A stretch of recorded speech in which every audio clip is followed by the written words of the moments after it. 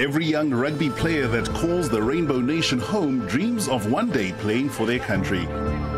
But the journey that leads to the green and gold is an arduous one, filled with many obstacles. It is an honor that befalls only a select few. Behind every wearer of the Springbok badge lies a tale of courage, commitment and sacrifice. These are the men that walked the road less traveled.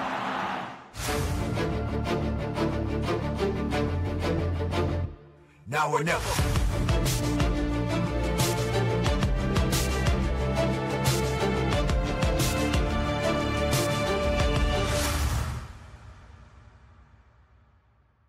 Blessed with explosive pace, handling and skill. Chip and chase from Skosan. Nasty bounce, Skosan scores! Courtnall Skosan is the complete package on attack and defense. Off the flank, the intercept! Here is Tukisa, wall red! Dabani Tukisa is over the halfway line. Has he got the legs? No, he hasn't! What defense, Courtnall Skosan! His road to the green and gold has been a long one. He's called Pretoria and Johannesburg home, but the journey began in Cape Town. Well, I grew up in Cape Town, back in North Pine, just a little bit out of Brackenfell, about 5 k's away.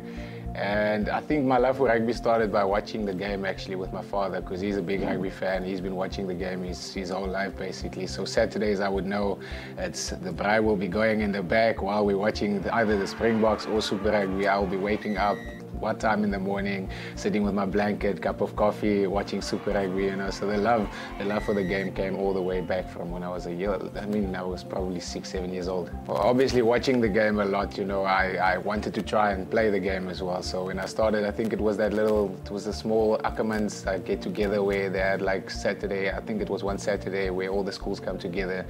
You chuck a ball and the guys just start running. I ran through the whole team and I'm like, okay, cool, I'll enjoy this. You know, I like doing this. So started playing more and more and more. When I went to Simonsburg Primary School, that's actually when I met the coach and he told me, listen, that you got a bit of talent, you know, it's raw, but if we work on it, you can become a good player. So that's when I was actually starting to enjoy the game more, you know, and starting working on it. Yeah. I think it's the era where the 2007 World Cup, you know, where I think Brian Abana won Player of the Year that year, if I'm not mistaken, and he's one of my role models, you know. So obviously that's where the love for the Springboks came from for me, you know, and that's where I started. You know, I was a little bit older, and I, you know, thought that I had a bit more, you know, work done in the game, and I understand the game a little bit better. So I felt like, you know what, maybe this is something that I should chase, and maybe hopefully one day, you know, I'll be able to play the game professionally. I never thought I'll be able to make the Springbok team. That was never a thing that I knew was going to happen for sure, but it was always a dream of mine, you know, and any other rugby player would tell you that as well. But my biggest dream was just to play rugby professionally, you know, and make it a career, and that is something that I wanted to achieve. First team coach at the school as well, you know, always also told me, you know, you can make it, you can make it. And I always believed I could make it, but never made the Cravenwood team, you know. Every year go to trials, never get that last email to say that you've made the final squad, you know. So it's it was heartbreaking sometimes, you know, a little bit disappointing as well.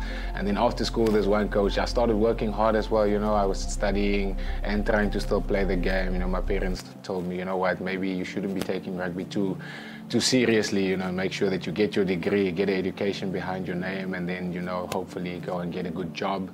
And I obviously still had the dream of making rugby a professional career for myself. And I think when I met the coach, I think the one thing that he told me, the one session when he pulled me aside, was, you know what, I really do believe you can play professionally. You shouldn't be playing at this club. And it wasn't a thing that he told me to make me arrogant. It was a thing where he was like, listen, I identify something inside of you that I know you're supposed to be playing at a union, and I can't understand why you're not there.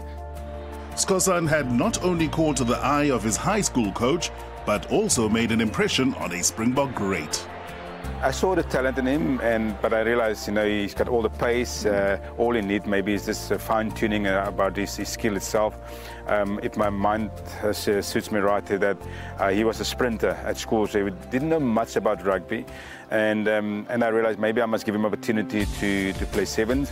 For me, it was quite interesting, you know, like this guy that you've been like idolizing your whole life, you know, never thought you'll be able to shake his hand. All of a sudden, you know, you're in conversation with this guy, you're chilling, you know, coach is helping you, you know, improve the game, because sevens wasn't really something that I took up seriously. I just enjoyed running with the ball. I still do, you know, so for me, that was just all about, you know, sevens I thought was just getting the ball and just doing your thing, you know, you just go and run and try and score tries all the time, but there's actually a lot of technicalities, and it's actually, I respect the guys that play sevens, because it's really, it's not for everyone. So yeah, it was, for me, it was really nice, and it was special for me to interact with a guy that has, you know, done so much for South African rugby and for himself as well, you know, so for me that was quite special, a guy that I idolized my whole life. He was a bit quiet, very reserved, because he was not sure, as a youngster, he was not sure what to expect.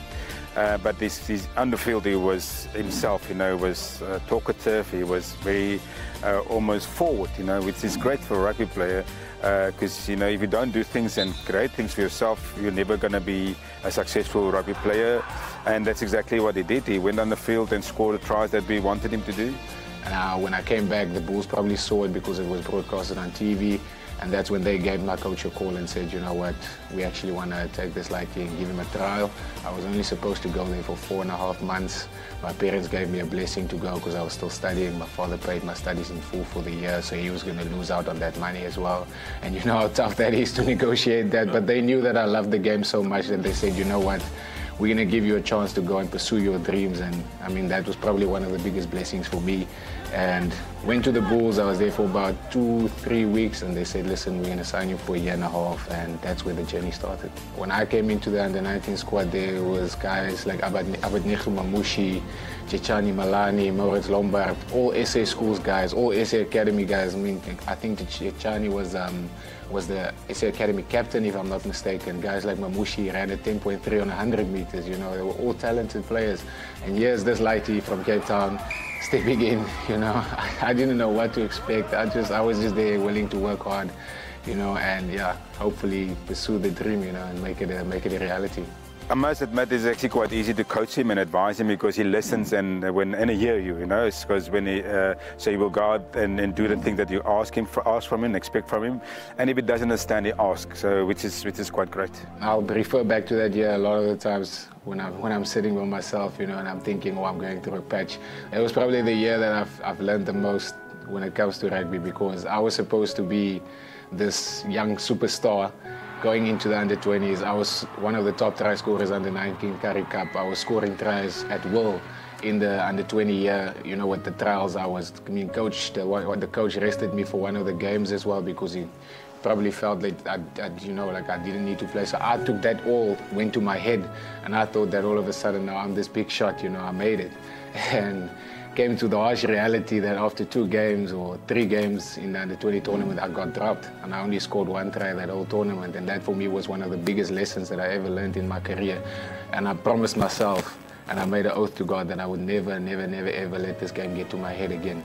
You know, and I think for me, that's what I try and portray in my career, you know, and as a man as well, off the field. I try and be humble as much as I can, because I know that once things go to your head, you know, you might lose it all before you even know it. For the 5th year running, FNB together with Steinhoff International presents the Varsity Cup final. Alja, Luan Jacobs, little short ball, fresh legs on, Basil shot, he's over. Jerome Pretorius, good support play from Jacobs. Jacobs, oh! What a start to the second 40. Tuks University are crowned the Varsity Cup champions for 2012. Here come Tuks to take the field, led by Jono Ross, held up by Hotchkiss, but managing to recycle. Here it comes again, Skosan! Courtnall Skosan brings more celebration to Hatfield in Pretoria. And Tukkies, they have successfully defended the Varsity Cup title that they won for the first time last year on their home field. If I can think of the guys that I played with that time, some of the guys that are here with me now as well. So really, first of all, it was a special group, that came together and we were on a mission. We really worked hard. We held each other accountable. And it was the 2 years that I was involved with Varsity Cup. We won both the years, which was really good for me, to become a part of that winning culture as well. You start making it a habit almost. So that was really nice for me, and a lot of guys got opportunities from that.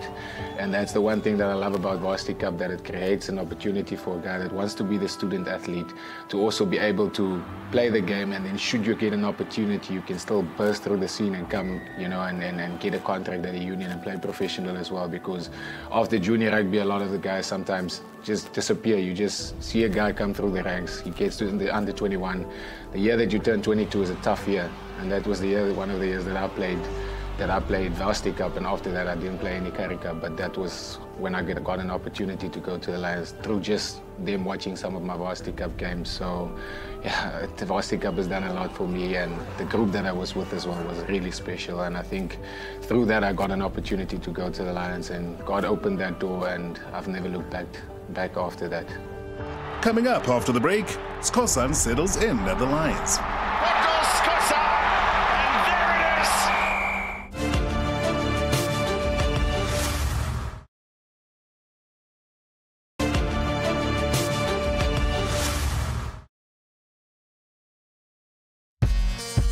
Courtnall Skosan's road less travelled has seen him move from Cape Town to Pretoria. Now the speedster has a new home in Johannesburg at the Lions.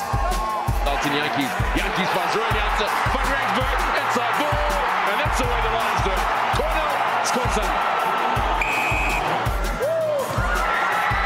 Beautiful hands across to the flat. Skosan scores for the Lions. Courtnall was there with Tucks and played a bit for me. Just needed a chance, an opportunity, like Warwick Tecklenburg from the Bulls, and Franco Mostert and Robbie Coetzee and Rowan Jansen van Rensburg. That's all guys, they were there, but not really. They didn't know where they were there. They've got amount of players there. It was all guys who wanted a chance. You look at Julian Redlinghuis, he couldn't make the Willoughby side. So if there's 4 props in a team, he was number 8, 9, and within 2 years he became a Springbok, So those stories are a lovely story. I love those, much more than anything else. If you give this chance with opportunity, he buys into a plan, and you buy into him, and 2 and 2 becomes 4 and 5. That's real synergy. That's what you want in a team. If you can get that going, then it's good. Yeah, no, it was obviously that year was, for me, it was a bit of a tough year. I was trying to make my breakthrough to the senior rugby, and never really got that break, although Varsity Cup was a little bit of guys, there was guys that, up to 25, but it wasn't really senior rugby as such, So for me, it was a tough year where I needed to make a decision in my life as well, like, am I going to give rugby a shot, or, am I going to go back to Cape Town, go and study, finish my degree, and go on with my life. I just met my wife now. She was my girlfriend at that time. And it was also a tough patch for us because, I loved her. There's a lot of stuff going on, with the rugby side of things, and I almost made the decision to go back to Cape Town. But then when I met with Coach Johan Ackerman, he said something, and, I immediately knew that this was a thing that I needed to be a part of. He said that, what, we need commitment. We see you a part of the plan. We've got a 3-year plan to take this union from a union that everyone is not giving a chance to becoming a championship side. Well, that's the moment they've been waiting for. A wonderful season they've had under the leadership of both Warren Whiteley and Jaco Kriel. The Xerox Golden Lions, you are the champions for 2015.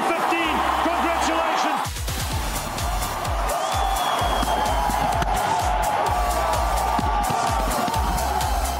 2 years later, we win the Currie Cup, and it's maybe for a lot of people not a big thing, but for us that was a wow moment for us, because he really took a team that was nowhere.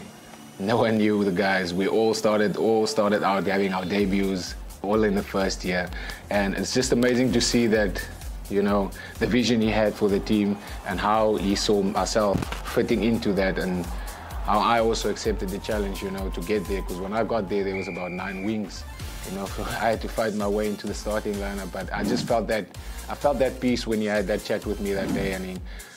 I just knew that that was something that I had to be a part of, you know, and I said, you know what, I'm going to give it a last shot, and if this works, then I'm going to stay in rugby. Otherwise, you know, it's tickets for me, I'm done, and I'll move on from there. So yeah, it's been a special journey for me. I would say the most rewarding part of being a coach is to see how the player you identified or recruited at the time, how he has grown as an individual for the right reasons.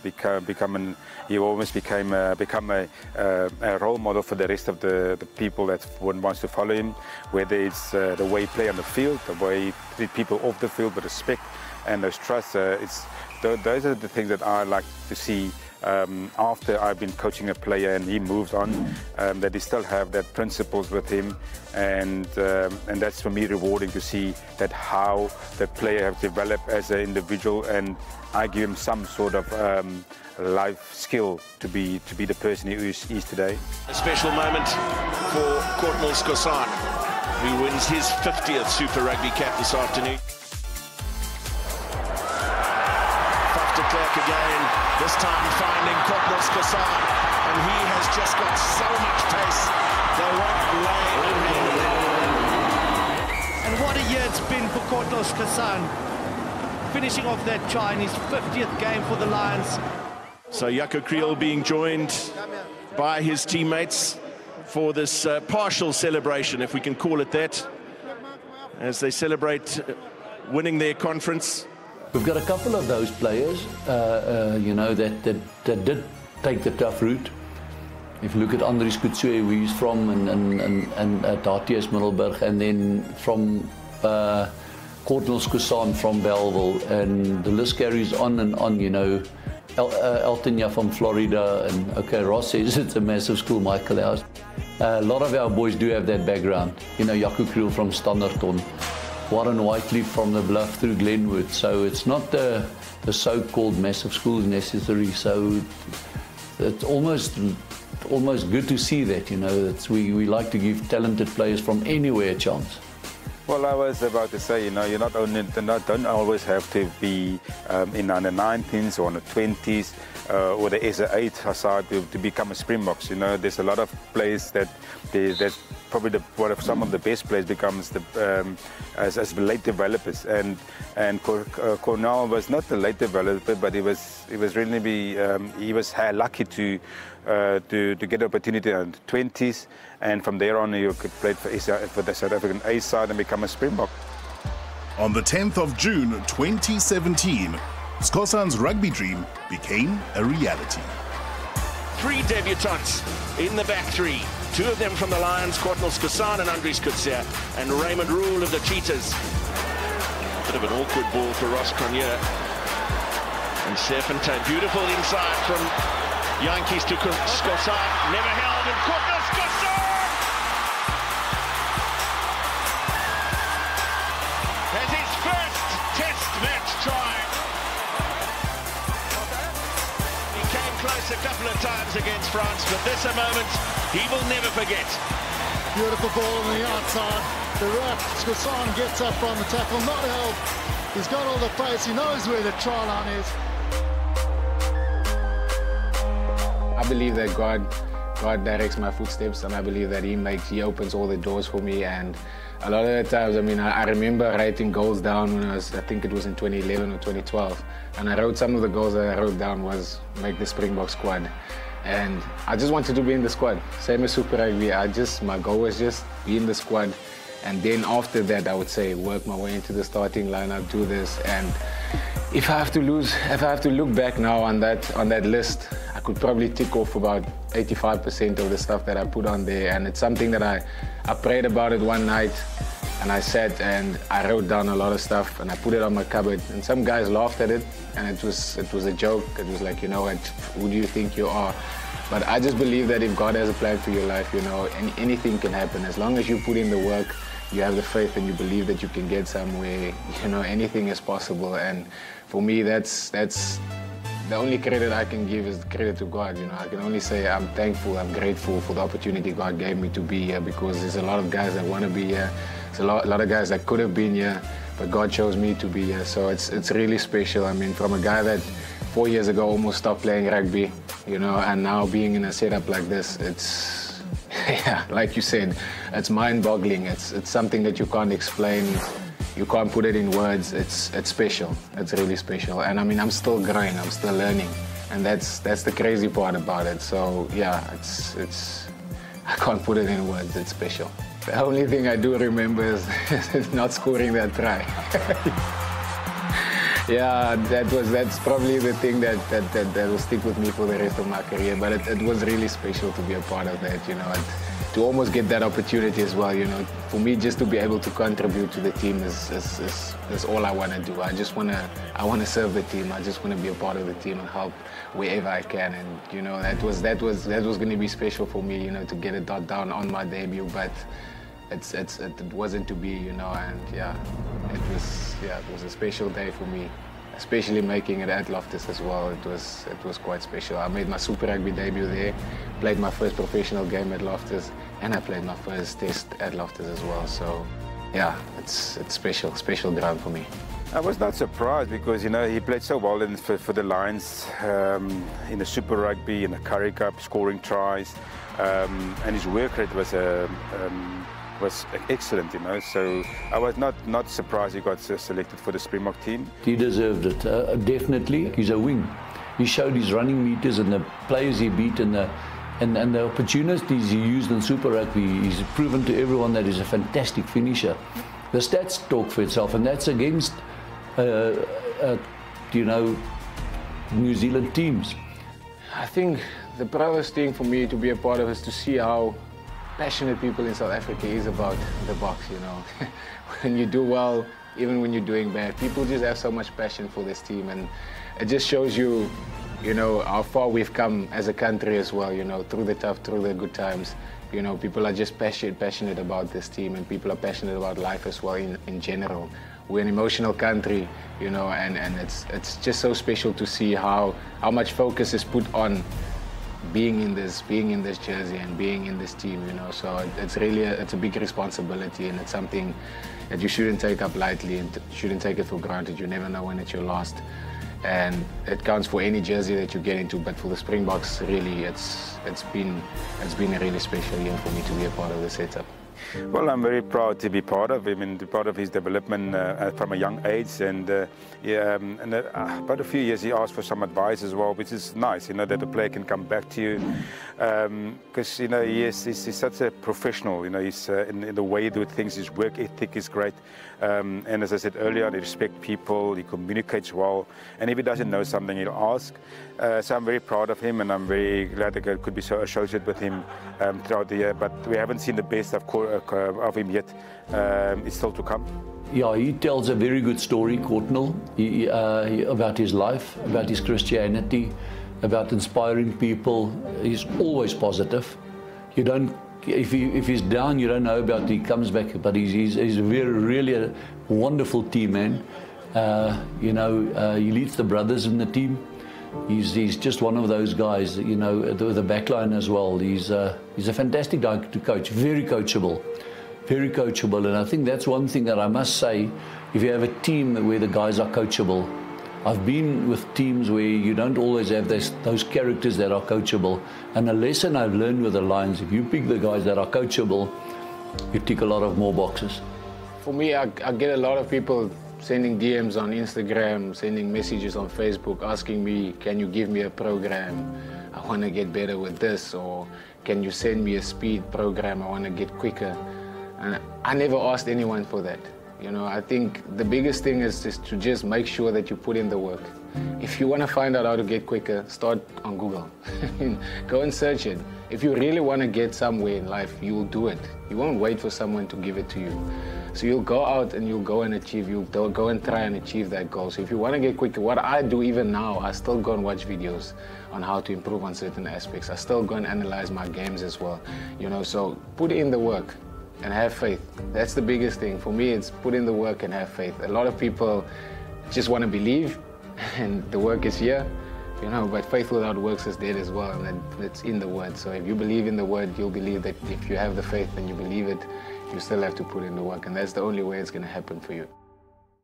Courtnall Skosan, the man from North Pine who used his natural athletic ability to excel at the game of rugby, Courtnall Skosan, and he has just got so much pace, has reached the pinnacle of his craft. And he's over for the try. And is proof that dedication, commitment, and hard work pay off.